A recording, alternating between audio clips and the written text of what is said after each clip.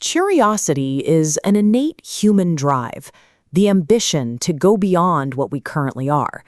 But in the landscape of ancient myth, that drive often leads to a fatal collision with forbidden territory. Take the story of Actaeon. He was a master hunter, a man defined by his ability to track and kill. While stalking through a secluded valley, he happened upon a spring where the goddess Artemis was bathing, her divinity completely exposed. A chance encounter could be forgiven, but Actaeon did not look away. He slipped into the thicket, using his skills as a woodsman to hide his presence so he could linger and watch. Artemis was not a goddess who tolerated such violations. She transformed Actaeon into a stag, and in a final, brutal reversal of fate, he was hunted and ripped apart by his own loyal hounds. Mortality is a common price for offending the gods, but Artemis chose a very specific fate for Actaeon. She stripped away his humanity and his status as a hunter, turning him into the very thing he spent his life killing.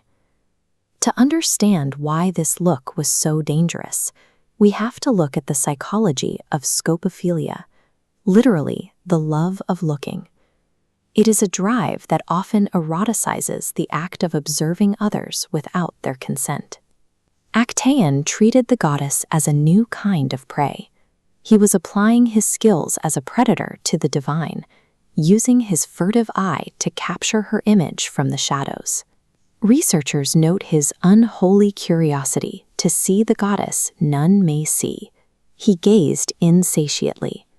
The text describes him watching from close range as he measured out the sacred body. He was visually dissecting her, attempting to know every inch from his hiding spot. This wasn't a passive moment of observation. By hiding and measuring Artemis, Actaeon was attempting to exert a sense of mastery over her, using his gaze to dominate the forbidden. In Greek mythology, feminine power is often presented as a spectrum. At one end, you have figures like Helen of Troy, mortal women whose identities are defined almost entirely by how these men see, desire, and fight over them. Helen's role is passive observation. She is a central node where arrows point inward, a prize lacking agency to control who looks at her. Artemis is the opposite, enforcing her own boundaries. Actaeon's piercing gaze triggers a violent counterforce to protect her autonomy. Actaeon's crime was attempting to treat Artemis like Helen. He tried reducing a symbol of absolute independence into an object for his own visual consumption.